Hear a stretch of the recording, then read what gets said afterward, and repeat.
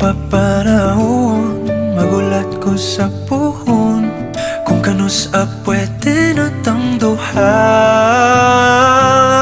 Dili pa panahon